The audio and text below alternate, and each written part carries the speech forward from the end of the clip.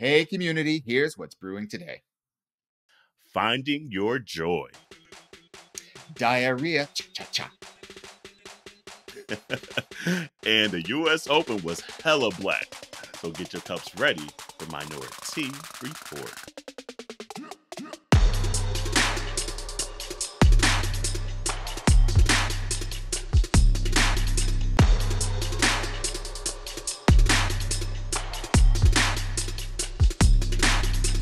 Hey, welcome to Minority Report. It's Auntea Kerel. And it's only Auntie Dawon. Right? Just the two of us. Hell, you can make it if you try. We are not winning. Oh, let me rephrase. I'm not winning any Grammys, girl. Yeah, so Henny, she couldn't make it this week. She had some work functions and things like that, and I kind of screwed. Well, I didn't, but my family kind of screwed up this week's schedule, unfortunately. And then like all our normal backups were booked and busy too. So we're like, you know what? It is what it is. We'll just do the two of us. We haven't had just a Kerel and Dawon episode ever, so here we go. Yes. And we just had in Rio. I'm good. I'm just cracking up at the fact that like right before we hopped on here, we're just kind of catching up, and there was like some stuff that you didn't know about that it's not really a secret, but like we talk every. He's like everybody know. I'm like, well, damn, not me. No, but I'm doing really good. I'm doing really well down here in Rio. Still, I'm here until the 16th of September. And I've just entered. This is the first week of my actual vacation. So been down here for 2 weeks. I've been working for those 2 weeks. And now I'm like in full vacation mode. Nice. So have you done Christ the Redeemer yet? Yes, we did the Christ Redeemer. We did the Sugarloaf. Tomorrow we're doing like a jungle tour and going into the favelas. And then Friday we're going to do a helicopter tour so we can see like the whole thing. So we get in trying to get it all in. That's right. And shout out to like a beach day? Huh? Have you just done like a beach day? Yeah, we've had several beach days. Yeah, the first weekend we got here. So the whole impetus for the trip is because two friends of ours, Sergio and Renan, who live here in Brazil, last year, if y'all will remember, we were all in Italy together, and we were at an island in Italy called Sardinia for my best friend Milos's 50th birthday. And that week, Renan and Sergio got engaged. And so then now they're getting married, and that was the impetus for this trip. So we all kind of came down here, and we were like, well, instead of just going down there for like a week or maybe two for like vacation, since most of us work from home, why not extend the trip? So that's what we did. We rented an apartment instead of doing the whole Airbnb hotel thing. So we're all staying in the same place. We're right on Ipanema Beach, and we worked the first 2 weeks, and now we're like all in like vacation mode, like full on vacation mode. So the first weekend we got here, they had treated us to like an island retreat. So I remember you saying that. Yeah. So you said, wait, what'd you say a couple episodes ago? He's like, I know it's extravagant, or it might sound extravagant. Bitch, yeah, it does. Yes, it does. Yeah. It's been quite delightful. My sister even texted me yesterday. She was like, I just have to let you know, so many of my girlfriends would be like, your brother's still on vacation? Damn. My mom said it. My mom, because she goes, where's Dawon at? I was like, Brazil. She's like, that boy stay traveling. I was like, I know. Honey, look, and you don't even want to know what my calendar looks like by the time I get home. It's crazy. Girl. It's crazy. But you know, you have to make the life you want to live. And so, I'm fortunate enough that, I can get a little bit of travel in, and, we smart about it. I mean, listen, we're not made of coins, but we make the coins that we have stretch and work for us. So yes, absolutely. Yeah, no, all those pictures look amazing. I'm still mad that we couldn't figure a way to get down there. Now I see Rashad down there, and I'm all extra jealous now. I'm like, damn. Yep. Look, honey, we were supposed to come down there together in 2020. We made plans in 2019. Like, okay, spring of 2020. We won't go for Carnival, but we'll go shortly after that. And COVID said, no, you ain't. No, you ain't. You gonna stay your ass right there. Right. So yeah, so it was so dope. You know, Rashad got here a couple days ago, and he his Airbnb wouldn't let him check in early. His flight got in at like 9 o'clock. So he just came over to the apartment, just hung out, and we just literally for I think 2.5 hours just sat on the balcony looking at the beach and just caught up. So it's been dope. Yeah. Looking at the beach and the menses and the honey, let me tell you, there's still time. I mean, I know obstacles may be out there, but not even plural, just singular. Obstacle. Not even plural. But you know, it's weird how things work out the way they need to, because like, and I'm sure community has kind of seen it on the Instagram. Like my uncle passed away suddenly, and originally like the first plan was to potentially do it around Labor Day weekend and things like that. And so I think I would have been crushed if I were down there and wouldn't been able to get back easily and things like that, you know. So it worked out the way it needed to. But doesn't mean I still don't have a little FOMO and want to be out there with my titties out and my Speedo on. So. Look, and it ain't like your ass hadn't been gallivanting around the world yourself. True. I know. With your titties out and everything else. I didn't see all the Instagram stories. Hey, you know, you live the life you want to create as well on the scene, you know. No, that's right. Yeah, no, it's just like, because seriously, like I look at the body I had when I was like 27, 29, and I was scared to wear Speedos and things like that then, thinking I was like too big or I don't know, too modest. And bitch, I don't want to be 49 and look back and be like, damn, at 39 I should have done it. No, I'm gonna do that now. It is what it is. And you look good. Thank you, boo. Yes. Look, I'll be sending you those little fire emojis. You sure do. I know. So might as well. I'll be putting that shit on my timeline, honey. Like, right? Look at my sis. Look at my sis out here. Body, yaddy, yaddy, yaddy, yaddy, yaddy, yaddy. Hey. Ow. Belly out and all. Loving it. Love this. Listen, love the skin that you are in. Period. That's all you can do. That's all you can do. Because honestly, like I was telling Dawon before we hopped on, I was just like 3 of my relatives have died literally in less than a year, and it just puts more things in perspective. It sucks that I have to continue to get that lesson, but it's just like life is too short and it's too long at the same time to not enjoy it as best as you can, you know.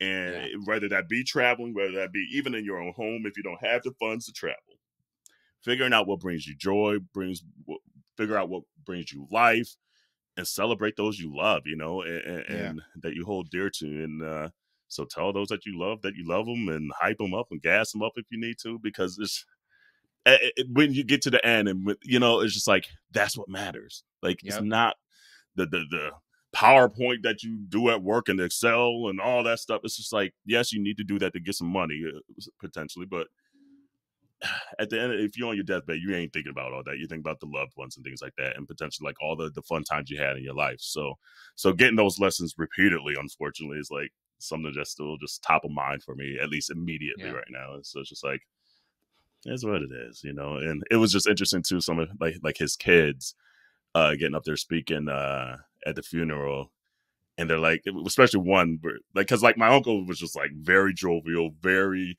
cracking jokes everywhere all the time, even like when it's not supposed to be joke time, you'd be like, okay, uncle, come on, man, like that was not the time. And their kids were kind of starting to crack jokes up there too, and they're like, that's what he would have done, you know. And so you're just like kind of just remembering those moments. So anyway, that's me on a little rant there, but you know what, I'm glad you're enjoying Rio. Yeah, listen, I'm enjoying Rio, but also I think this is just a really important message for anybody out there listening. Like, you have to find the things that bring you joy, and you have to pursue the things that bring you joy. Like, and I know, you know, we talk about like the travel. We talk about how, like the times that we spend like really invested in each other as friends, outside of the podcast, talk about like the doll thing. Like there are Yeah. things that you are going to like and enjoy that brings you happiness that other people aren't going to get it. But, like what's for you may not be for y'all, Yeah. so lean into that stuff. Like if there's something that, that you can do to just be a happier version of you, do that. And damn what Do people it. think about it. It's just, Yeah. it's not worth living a life of regret and living a life where you always feel like you have to like live for somebody else or live according to somebody else's expectations of how you're Yeah. supposed to be. Yeah. Yeah. As long as you're not, like, and I've said it many times on here, as long as you're not robbing man, which means humanity, man, as long as you're not, what was my dad saying? As long as you're not robbing man, God, and yourself, enjoy your life. And that Yes. means physically, spiritually, emotionally, financially, all the leads. As long as you're not doing that, enjoy yourself, So we ain't saying, oh, I love killing things and be like, no, ho, that ain't what we saying. No, boo. That's not what we saying. I love But as being long as mean. I No, harm not them, that either. nope, nope. That is Because we not fight. spreading no joy. Because we fight. Be mean if you want I to. still you see these earrings right here? Stay ready. Yes. I love that. Fight if you want to. Let me ask you this question, Kerel. Like, if thinking back on this year, because it's been a tough year, with a lot of challenges. You've had your own personal version of Job going on this year. A lot of trials and tribulations. What has brought you joy this year? This year specifically, the podcast always brings me joy. Honestly, I know that's right. I thoroughly enjoy doing this. Even like obviously, I mean, you got to edit shit and so like there's so sometimes it's a grind to do that portion of it. But like sitting right here in this moment, talking to you and Jarrell or whomever's on the podcast that week, that brings me joy for sure. Yeah. My husband brings me joy, even though he gets on my nerves. He does both. But no, like. But seeing him happy brings me joy. Seeing my family, like my immediate family, then just my extended family, staying as healthy as we can, that brings me joy. What else brings me joy? Honestly, like it's my last year of my 30s, and so there's just things that even physically and just like financially and just things like that I'm starting to plan for myself that I'm getting excited for. So there's and honestly just stupid shit like watching YouTube and just like chilling on the couch some nights or watching the US Open right now and things like that. So there's a lot of things that actually bring me joy. And I've never been one to really wallow in sorrow. Like usually at some point I'll be like, okay, girl. Like get your ass up. Enough is enough. Come on now. Enough is enough. But sometimes you do got to feel the sorrow to feel the joy as well. So, but yeah, no. So there's a lot of things that bring me joy. It takes a lot to kind of keep me down. But it's just been a lot just because it's just like it sucks to see your family in pain. It sucks, like to see like your parents cry. That's a different kind of like pain. Like you ain't supposed to be seeing them boo-hoo. They're supposed to be taking care of you, and so like they had to try to take care of them and their emotional needs. That kind of hurts too, and then still deal with your emotional needs. So that's just where some of the heaviness of it kind of comes from. Because I was saying before we even hopped on, it's just like it's weird to now be at an age to see some of your aunts and your uncles and things like that passing away, and family member friends and things like that passing away. And you're just like, it just shows you the finite of life. And even though you know it, and like I've had grandparents die, I've had like a best friend like commit suicide and things like that. And by the way, September Suicide Awareness Month, so we'll talk about that a little later. But I don't know, it's just weird to see people pass away that's just always been there in your life. And it's just like poof, and you're like, damn. And just the repeatedness of it is just like, man, yeah. So that's what 2023 has kind of been weird. And then after a few years of just like COVID shit and things like that, it's just like, man, last few years just continue to teach lessons. But like you said, find what brings you joy and focus on that sometimes, and you'll get out of it, And it doesn't mean like you won't feel moments of pain, but get back to the joy.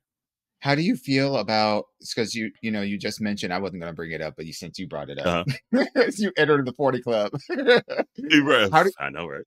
how do you feel like?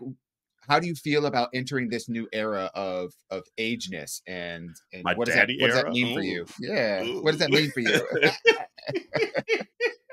Honestly, age has never been an issue to me. Honestly, it's weird. Like, it was funny. Like, my so like I was able to see some cousins that I haven't seen in a while and things like that.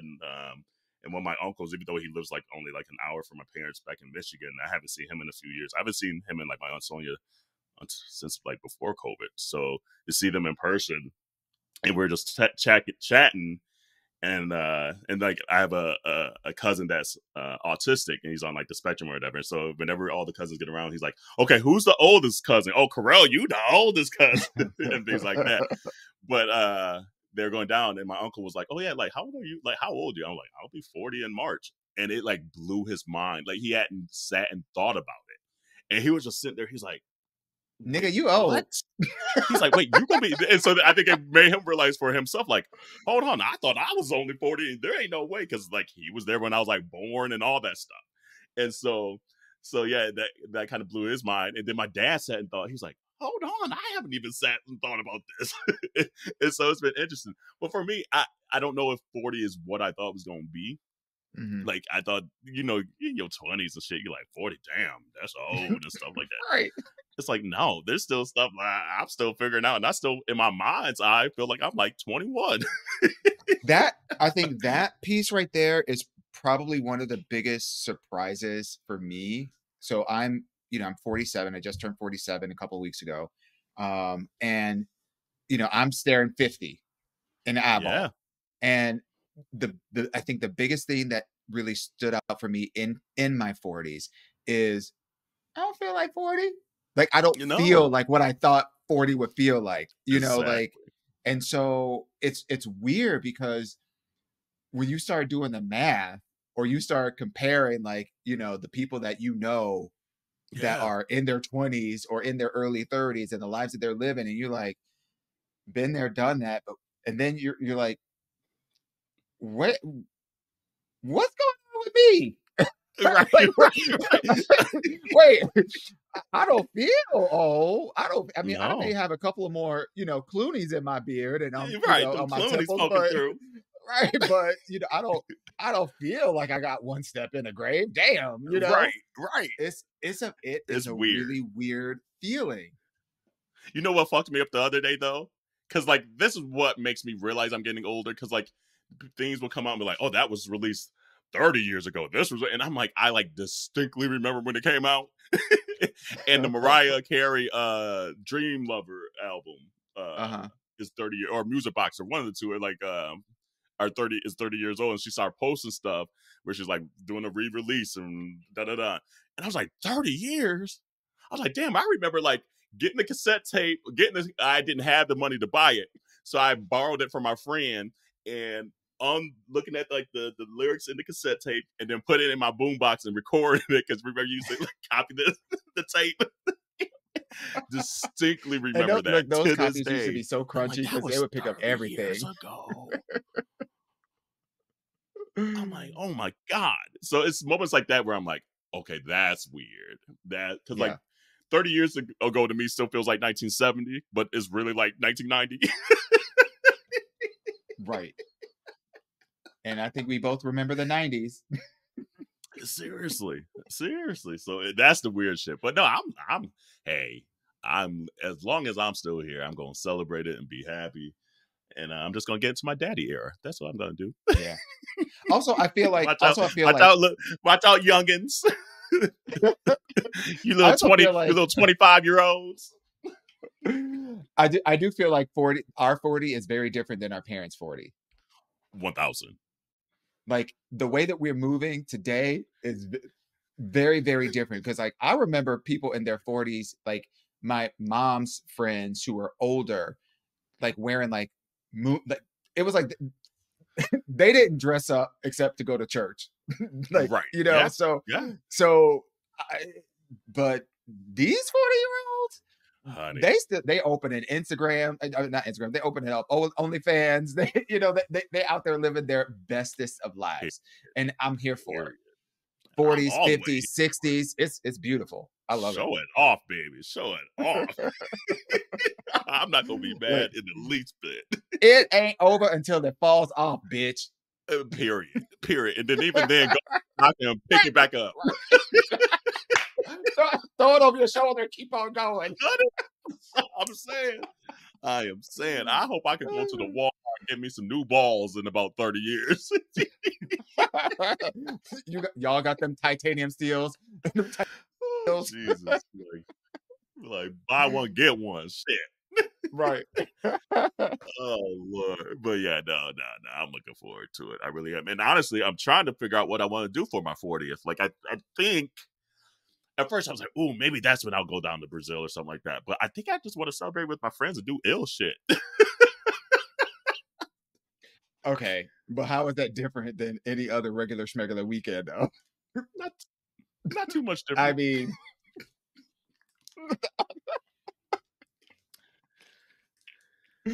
it's true. It's not too different at all. But yeah, like I think the difference is it'll be a theme, and the theme will be 40. That's it.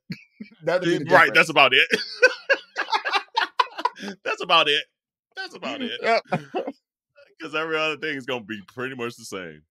But yeah, I was debating. I was like, oh, maybe I just do something like with Corey and I. I was like, no, I think I want everybody. So I'm not gonna say what we're doing because I don't want all the community. I mean, the community could show up if they want to, but I want all the community because I want to be debauchery and I don't want no judgment. Hey, no, you got to be careful. We got to be careful about who shows up to these events because we don't want shit showing up on Twitter or Instagram that could be incriminating. I don't care about the debauchery part, like, because bitch, we debauchery all the time. We just don't need no physical evidence. That's what it boils down to. No, because we got our professionals. Our crew know how to handle that shit. Right. I don't need no other person come in and fuck that shit up. No. We all been in market days, so we know. The period. But period. And if there's evidence is amongst our crew. Right, exactly. We'll that we send each other. Ooh, girl, remember this? Remember that? Damn, that's right. That did happen, huh? Like, oh, why we looking like Whitney? I know it's so funny. There's a picture from it's just speaking of Rashad being on there. There's a picture of me, Dawon, and Rashad at Pride, and we was just looking horrible. We talked about that. I was so close to deleting that picture. It was horrible. We New York Pride did a number on us. Do you remember? Do you remember the old California McDonald commercial where they're out there dancing and shit? That was us, looking all crispy and juicy. Honey, that's what it was glistening. Looked like they did this in some fried oil or something. I don't know. But the killer part was when we showed up to that party in New York. The killer part is when we showed up to that party in New York, we were the first ones there, and it was cold as fuck. But by the time Rashad showed up at 4 a.m, honey, 5 hours later, it wasn't anymore. It's Hades hot. Oh, Lord. Shirts off, just dripping. Came through dripping. That was a good night, though. That was fun. But yeah, that was fun. That's the pictures for the vault, the Disney vault. Right. We will reference them, but they will never see the light of day. No, ma'am. Never. Ever. I know. I was like, we'll and be I felt 65 bad sending that picture back. Like, remember this? Exactly. I know. So, community, I know you got your crew pictures like that too. So that's what we're talking about. Yes. I know y'all can relate. Man. And if y'all want to send y'all pictures to us, you're more than welcome to do that. We'll share them. We won't. We won't reciprocate. Right. And if you always see us, but it's good because the community actually kind of sees us here and there, though. It might depend on what you send us, though. Send us some good stuff. Come on now. I'm dead serious. The boys got all deep. I had to go in that register right there. Go ahead and send us some good stuff. Right. I can't with you right now. Which was not on the agenda, by the way. We This had a show whole bunch wasn't. of We ain't talking professional about shit stuff. on the agenda. Okay, let's get back on Let's track. see here. What's on the agenda? Oh, girl. Do you want to girl, talk about girl. As much as we the fly, diarrhea flight? honey. And something must be going on because community 2 weeks ago, I had the upset stomach. And that stomach bug, by the way, had me down for like a good 12 days. Like even last week's episode with Marco Tone, I was sitting here still like with stomach issues. Like I had to go to the doctor and everything to make sure I wasn't dying. But clearly something must be out there because for you to get on a flight and walk down that aisle with doo-doo up and like I can't even imagine it. Like I get when you had the runs, like you need a bathroom like ASAP, but I don't understand how you get on the plane and it was like up and down the aisle. Like Yeah. I would have just ran immediately to the front cabin like bathroom or something. You know, like that's the crazy thing to me. It's like, how did this happen? But you've been on it. You know when it's like being on an international flight, long ass flight, and they only got like, maybe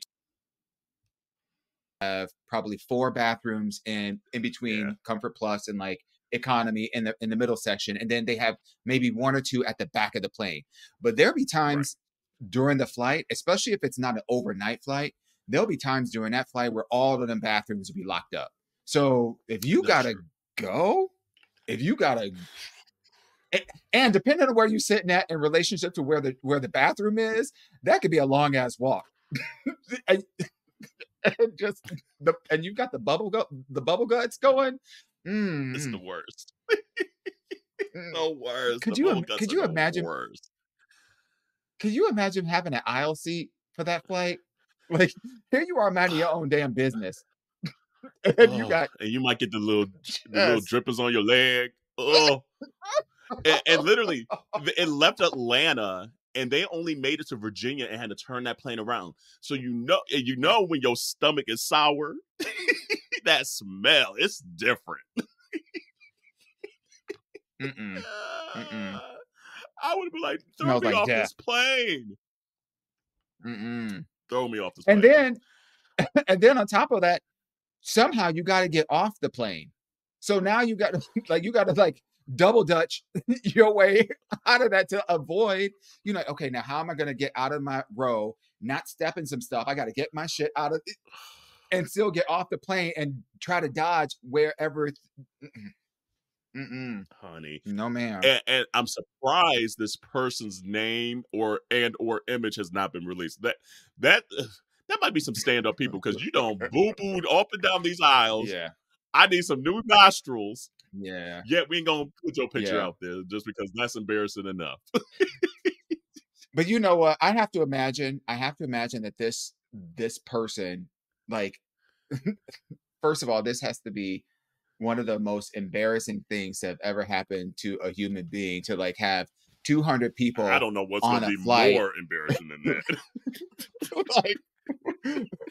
One, it might be the most embarrassing thing, because like for how many ever minutes / hours that it took them to land the plane and then deboard. 2 more hours. Everybody just looking at you and pissed because now they didn't miss whatever their vacation was. You probably got people that got married, they're going on their honeymoon, people that are going home, people whose visa expired and whatnot. Like, I got to get out of the country. Yeah. Nope, not today. Like fucking up Barcelona all the way up. And you just sitting there in your boo-boo clothes.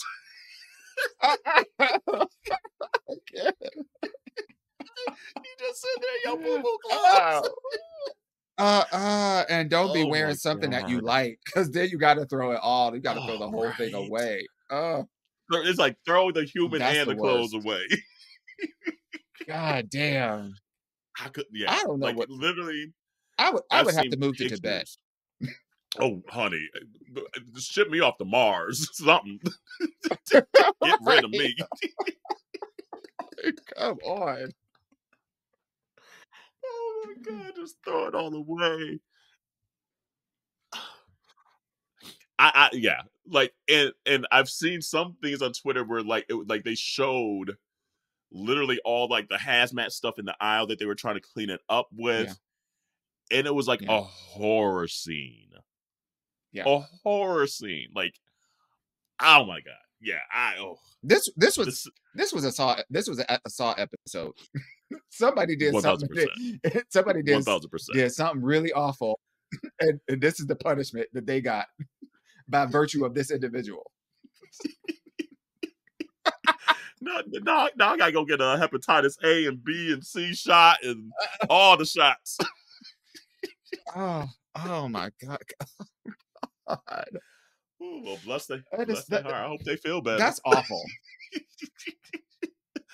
Ain't nobody got no Pepto Bismol. Oh Jesus! Look, no, I'm actually surprised that didn't evoke a mass like throw up fit, because some people, when it comes to smells, it makes them gag, and then once one person starts, it becomes a chain reaction. So I'm, oh god, that's the one time you hope you had a mask. You imagine? I know you're right about that. Can you imagine the PTSD to everybody? You wearing the mask for COVID? No, for boo boo. You never know on these flights. They're doing the most. I can't even imagine the PTSD that people are feeling. Like the next flight that they have to get on, do they fear that they're going to be in a situation again permanently? Right.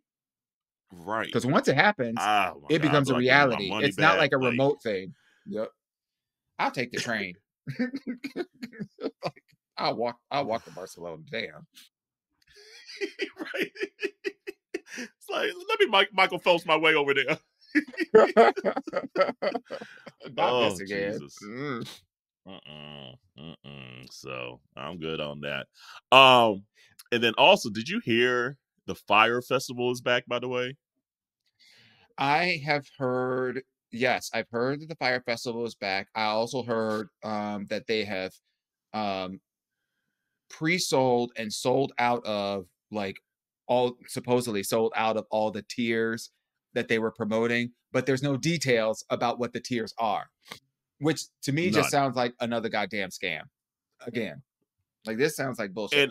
But I don't get why you would spend your money to do it again. Because this is the other thought that popped in my head. The original Fyre Festival was, I think people who are fame hungry would do it and spend the money just so that they can be part of those people that said, I was physically there and whatever horrible things that happened. They want to be on the Netflix special that says, I had to suck dick this time too. Right. And I filmed it. You want to see? My OnlyFans is 1, 2, 3, 4. Catch me at Fyre Fest 2022. Yeah, there is definitely some clout chasing kind of thing, that element that's around this. I agree with you on that, but it's just like, what performer is gonna want to go? Unless it's maybe someone that's clout chasing too. I don't know. Maybe that's it. I don't know. No, I don't. First of all, I think if history has taught us anything with this particular individual, is that this guy is a pyramid scheme on legs.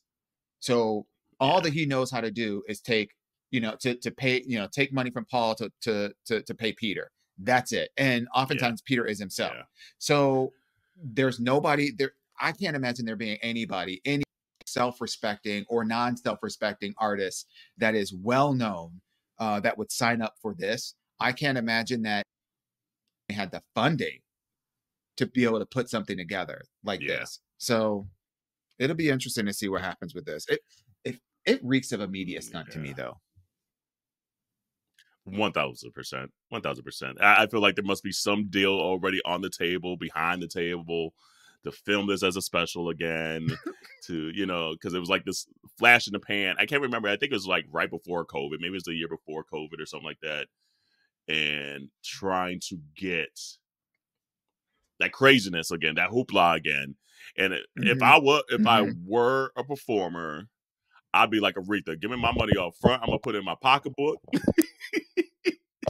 So at least when this shit fall apart again, at least I got my coins. Yep. But I wouldn't even want that to ruin my brand, though. Like, I wouldn't even want my name associated with it. So I feel like if there were any artists, all right.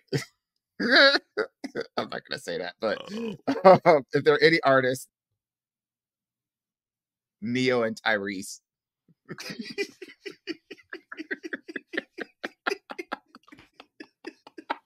I was gonna throw Sierra in there, but I said I can't do that to her. Don't do that to her.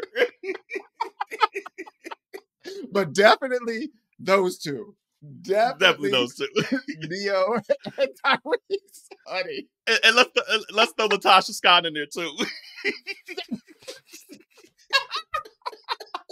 Hate you so much. Not to praise Sunday, baby. It's like, I mean, they all be stealing money, so it is what it is. They used to it. That shit would be hilarious. If that were the case, then we know that we're actually living in the Matrix, because ain't no goddamn way that shit would be happening in people's goddamn life. That's a word. We got people boo-booing on themselves, the climate change, Fyre festival back. Like, dear Jesus, we in the simulation. Y'all broke it. Y'all testing some shit out. This shit ain't working. Y'all need to fix that. Computer, reset, reboot. Period. 1 star. I agree.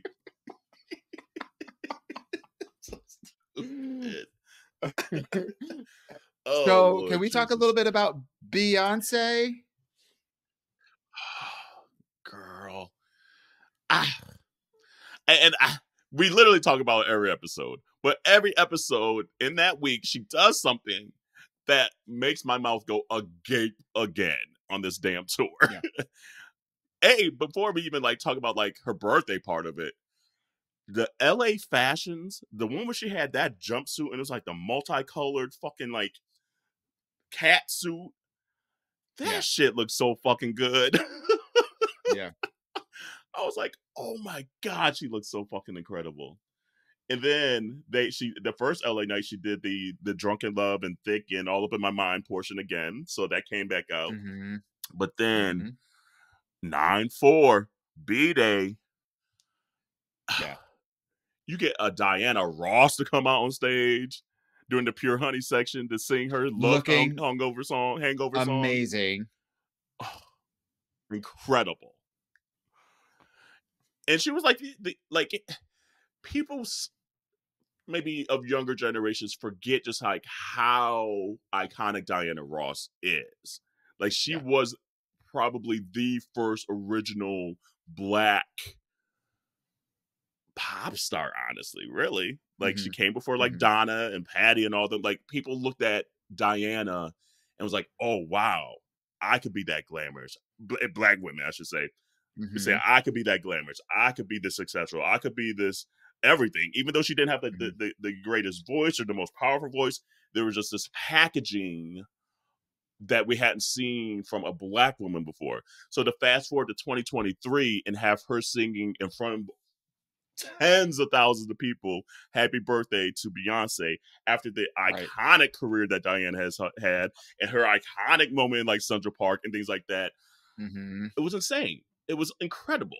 And just for a Black culture moment, period, I will never forget that. Like, that's like up there now.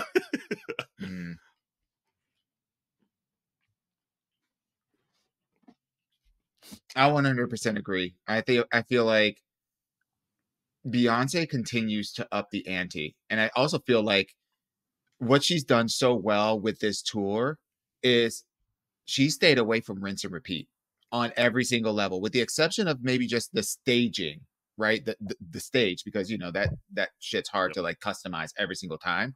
But from song arrangements to musical guests to bringing her daughter, introducing her daughter as part of the. There, she's done so many things. Even like the fact that her outfits change depending on what city that she's in, and it just she continues to give so that people don't feel like in today's media savvy world where you basically see once the thing is out there, you see it because everybody got their phones out recording it. So you, whether it's bootleg or not, you get to see it.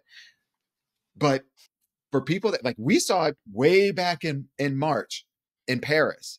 And the show that we saw ain't nothing like the show that you saw. Well, the two shows that you saw, and ain't nothing like the show that people saw in LA. Twice, yes.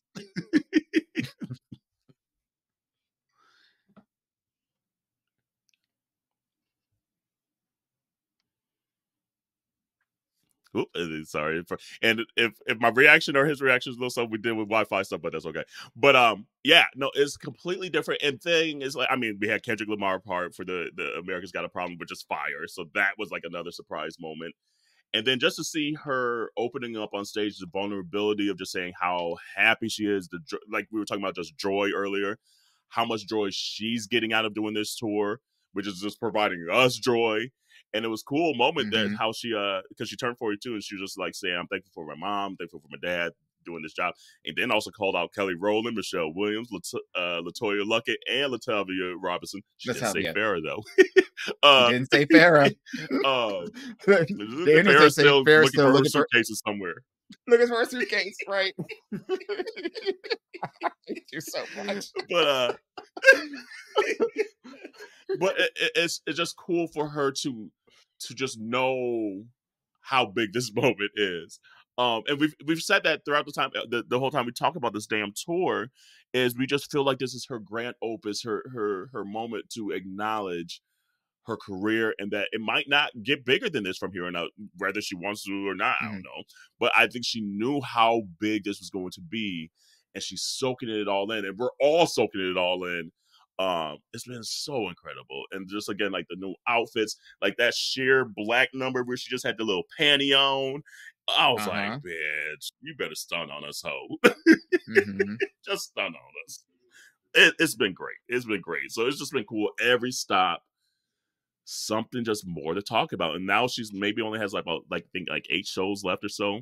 Right. 7 or 8 shows. And honestly, if she brought out Kendrick in LA, we know Megan Thee Stallion's probably coming to Houston then. I mean, that wouldn't be too far-fetched. And it also makes me wonder, this is part 1 of a 3-part series. So I wonder if at the end of the tour, we might be hearing, getting all hyped up about something else.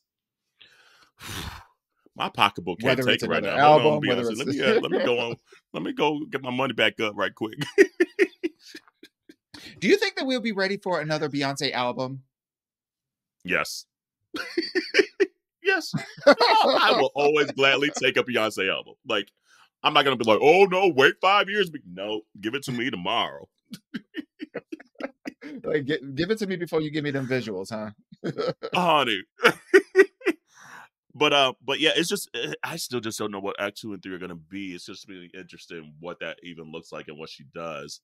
But everything at this level for the last decade of her career, I mean, her whole career has been like a certain level, but like just even like Black is King, Beachella, Renaissance Tour, Formation Tour, Lemonade, has just been on such an incredible level that we're not going to be disappointed in Act 2 and Act 3. Like, she just does not have that in her being. She's not going to release it if it's not to the caliber that she wants it to be. And she knows how big of the bar she's set already now. My mind's ready to be blown away again. Yeah. This also like goes to show like what is possible when you provide when Black artists have the opportunity to be fully supported in their vision and their craft. And they have the ability to work with others that understand and can appreciate and deliver against that vision. I feel like so many of our artists, particularly, especially those that are doing things that are new and different, they just don't have the platform. They don't have the support. And oftentimes people point to, well, it's never been done before. Well, bitch, look at what Beyonce did. So now we have a blueprint for what success and what quality and what all the upper echelon of creative expression can look like, and the impact that it can have, and that shit is monetizable. You can make money off that shit. So all the naysayers that say, no, it can't be done, or you too different, da da da da da. I can't have you on my team then. Do it somewhere else. Do it somewhere else. It's so key to have the right team, the right people around you, because people, we said a few weeks ago, people will squash that dream. And just because others can't foresee it does not mean that it's not possible. You just got to find the people that are willing to dream just as crazy and just as big as you, and figure that shit out, because there's so much shit that we've done in our own personal lives that we didn't think we could do before, and we're doing it now. Yeah. So shut that shit up. And that self-saboteur be the worst. That voice inside our head that make us question what we are capable of, that make us question our own motives and all that. Like, that is the worst. So, you know, and you know, I can't tell you how you as an individual can combat that, but I think one of the things that can help us combat that is making sure that you have the right people around you, the people that will tell you yes when you need to hear yes, and no when you need to hear no. Like, and not because you want to hear it, because you need to hear it. That part of it, yeah, 1000%. I agree. So, can't wait to see the rest of this tour. What shit's gonna make me be a mouth agape again? But every week she's still doing it, and I don't know how she's maintained her voice this whole tour. I don't think she's been sick, or at least visibly sick. Like, she's done, like, kudos to her doctor. Kudos to her too, just to like not be out there drinking all the time and losing her voice and shit like that. Like, she knew what she needed to do to pull this shit off, and it so far it's gone well. So, woo, damn you, Beyonce. One thing we know about Beyonce is that she's a professional. She is somebody that's going to put in the work. Yeah, that's key too. A lot of people don't want to put the work in. Let's see here. So then also, shout out to, by this time we'll know who the US Open champ is, but for the first time we've had 4 US Open quarterfinalists that were Black. So that's never happened. We had Madison Keys, we had Coco Gauff, we had Ben Shelton, and we had Francis Tiafoe. And unfortunately, Ben and Tiafoe had to like play each other, and Shelton played the shit out that match. And then I know Madison Keys is playing literally as I talk. She was up the first set 6-1, and she might have already whooped the girl's butt. So let's see here. So hopefully she gets on, and then we know Coco won the other night. So okay, yep. So Keys is on to the semifinals at this time. Obviously, by the time this episode goes out, the championship will be done. But she won 6-1, 6-4 tonight. So it's just dope to see the effects of a Serena and a Venus, and then we just don't know the effect that these players right now are going to have on young players, and continue to see that grow. And then they also interviewed Naomi Osaka today, and she's already, that hunger seems to be there. She's a new mom, had the baby 2 months ago, but they were interviewing her, and she's like, you know what, being back here has kind of relit this fuel and this flame in me. And she's said, I've been watching matches and be like, oh, I wish I was out there. And I know in her mind, she's like, oh, I could have beat that hoe. Like, you know? And so she said she's planning on playing a fuller schedule than she ever has in 2024, and that she's going to come back in the Australian Open. So it's just like, again, that to see folks of color excel in a sport that traditionally has been predominantly white is incredible. And I hope we continue to take that. And let's not forget that this is happening in the month of August. Like, August, now September. But these have historically been the hottest, most dredging weeks of the entire year. So they are out there on pavement, getting beat down from the sun and the heat and the humidity that is summer in New York City. And they are still out there. Like, the machines that these tennis players are, to be able to withstand all of this for hours on end. Oh my gosh. Yeah, they out there looking like Dawon Rashad and I at New York Pride. He's gotta bring that up. That's so funny. And what's so crazy is you and I are having this conversation, but literally 2 days ago when Rashad got here, we both were talking about that goddamn that meetup in the picture. It's like, I can't believe we took a picture. We're looking like that. A girl. We had no business taking no damn picture that night. Like, who the fuck's idea was this? I don't know. Girl. And the funny thing is, like, coming out of the we did the whole time, and we just Rashad ran like, into what? Rashad. Right. It's like, bitch, where did you come from? Right. Oh God. Oh, Jesus. mess. Oh man. But yeah, before we get out here too, again, we mentioned it before. September is Suicide Awareness Month. We just know, I mean, as time goes on, just craziness of this world. We just know that we see the suicide rates going up and things like that. So September was the first declared National Suicide Prevention Awareness Month back in 2008. And suicide in the month of September is where we reflect on those affected by suicide, raise awareness, and connect individuals with suicide ideation to treatment services. It says, according to the CDC, each year more than 41,000 individuals have died by suicide, leaving behind friends and family members. So I'm trying to find where all the numbers here to provide you for resources.